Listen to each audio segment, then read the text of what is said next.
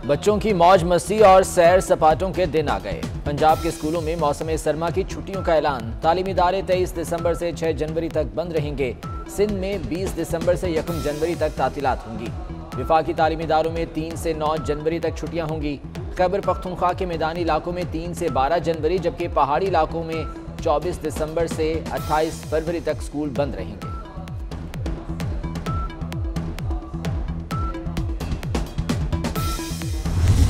हफ्ता और सोमवार को लोकल हॉलीडे होगी। ये बहुत अहम कॉन्फ्रेंस है, इसलिए हम सिक्योरिटी के तमाम इक़दामात अपनी फ़ौज, अपने सिविलियन अदारे और अपनी एजेंसी से CDA और इस्लामाबाद पुलिस से मिल के कर रहे हैं। इस्लामाबाद में 18 से 20 दिसंबर तक छुट्टियां। OIC वज़रा ख़ारिजा इजलास के मौका पर वफाकी दारुल हुकूमत में छुट्टियों का ऐलान। शहर में मोबाइल फ़ोन सर्विस बंद नहीं होगी। लोगों को आने जाने में मुश्किलात होंगी। वज़ीर दाखिला शेख रशीद की गुफ्तगू। इजलास के लिए सिक्योरिटी प्लान तैयार। रेड जोन में गैर मुतल्लिका अफराद का दाखिला ममनू होगा। सख्त सर्दी में गैस कई घंटे गायब रहने लगी। गीजर और हीटर तो दूर, खाना पकाने के लिए भी गैस दस्तयाब नहीं। कराची, कोयटा, पेशावर, रावलपिंडी और गुजरांवाला में बदतरीन लोड शेडिंग। लाहौर में वक्फे से गैस की लोड शेडिंग के झटके। बच्चों को भूखा स्कूल भेजने पर मजबूर हैं। मर्द कमाने जाएं या जलाने की लकड़ी जमा करें, खवातीन की दुहाई।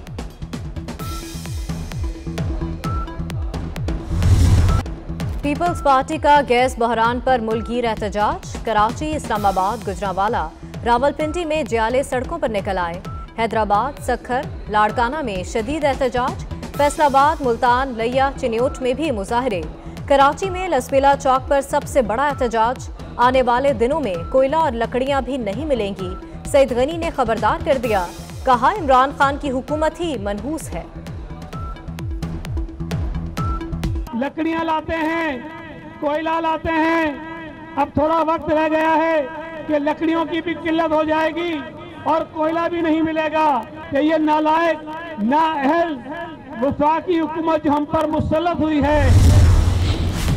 3 वक्त गैस देने का वादा भी झूठा निकला। मसला गैस बहरान नहीं, हुकूमत की करप्शन और नाअहली है। अपोजिशन लीडर शहबाज शरीफ की तनकीद। कहा लोकल तो क्या, बरामदी सनत को भी गैस बंद है। ये नालायकी और करप्शन नहीं तो और क्या है। सनतों को गैस नहीं मिलेगी तो टैक्स कहां से वसूल होंगे। हुकूमती दावों के बावजूद मुल्क में महंगाई का राज बरकरार। महाना 17,000 रुपए कमाने वालों के लिए शरह 21% तक पहुंच गई। रवा हफ्ते के दौरान 17 अशिया की कीमतों में इजाफा हुआ। दालें, घी, बिजली और लकड़ी महंगी। दाल मसूर की फी किलो कीमत 7 रुपए 98 पैसे बढ़ गई। नमक भी महंगा, फी किलो कीमत 30 रुपए हो गई।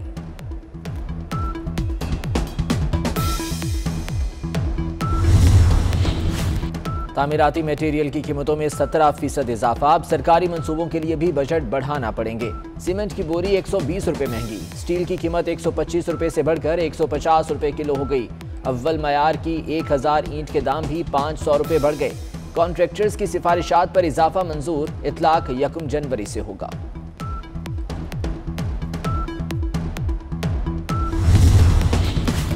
मुझ पर नहीं, ऑपोजिशन पर बात होनी चाहिए। वजीर आजम ने अपने बारे वजीहुद्दीन के बयान पर तर्जुमानों को तबसरों से मना कर दिया। कहते हैं ऑपोजिशन रहनुमाओं ने मुल्की खजाना लूटा। मनी लॉन्ड्रिंग ना होती तो मुल्की हालात ऐसे ना होते। शहबाज शरीफ को पाई पाई का हिसाब देना होगा। मुआशी बेहतरी के बाद महंगाई में मजीद कमी आएगी। तर्जुमान महंगाई कम होने की उम्मीदों से मुतालिक आवाम को आगाह करें।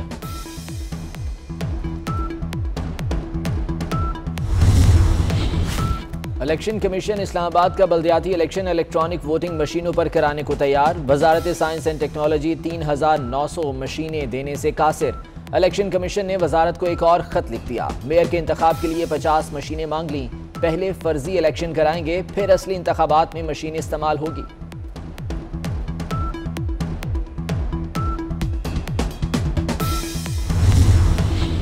ख्वाजा आसिफ के खिलाफ हरजाना केस। वजीर आजम की ई कोर्ट के जरिए हाजिरी। इमरान खान ने अपने बयान हल्फी में इल्जामात को बेबुनियाद और मन घड़त करार दे दिया। वजीर इत्तलात फवाद चौधरी की लीगी रहनुमा पर तनकीद। कहा शौकत खानम फंड्स के गलत इस्तेमाल का इल्जाम लगाया गया। इल्जामात लगेंगे तो पाकिस्तान में फलाही काम कौन करेगा? माजी की तरह इस बार भी ख्वाजा आसिफ का मुंह काला होगा।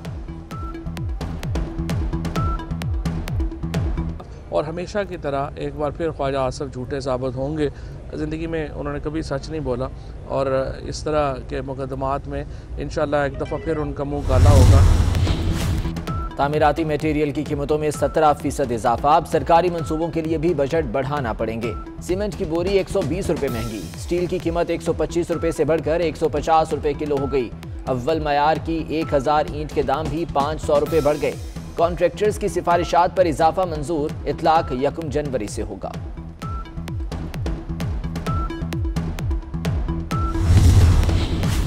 लाहौर हाईकोर्ट का बैरून मुल्क फरार मुल्जिमों के हवाले से बड़ा फैसला। मफरूर मुल्जिमों को वतन वापसी पर हिफाजती जमानत का हक दे दिया। मुल्जिम अजमतुल्लाह की हिफाजती जमानत का फैसला अदालती नज़ीर करार। तहरीरी फैसले में लिखा, किसी शख्स के लिए जिंदगी और जाती आज़ादी से बड़ा कोई तोहफा नहीं हो सकता।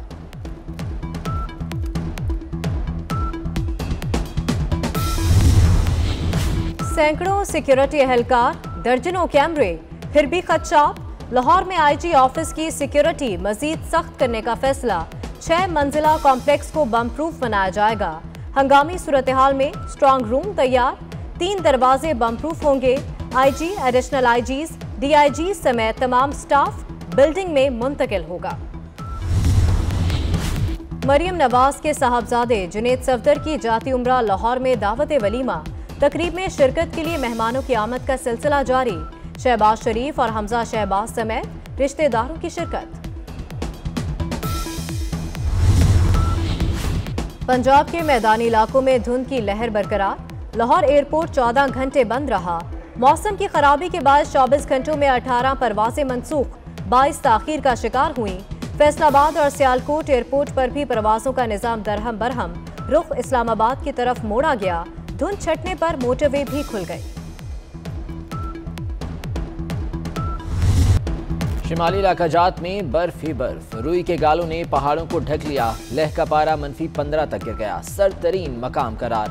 कल्लात में दर्जा हरारत -12 रिकॉर्ड। पहाड़ों पर यखबस्ता हवाएं। कराची में भी सर्दी की शिद्दत में इजाफा हो गया। और सऊदी अरब में MTL beast sound storm festival सज गया। 4 रोजा मेले में लाइव म्यूजिकल कॉन्सर्ट होंगे। नामवर मुल्की और गैर मुल्की गुलकार और डीजे परफॉर्म करेंगे। आलमी शोहरत याफ्ता डीजे मॉर्टन भी रंग जमाएंगे।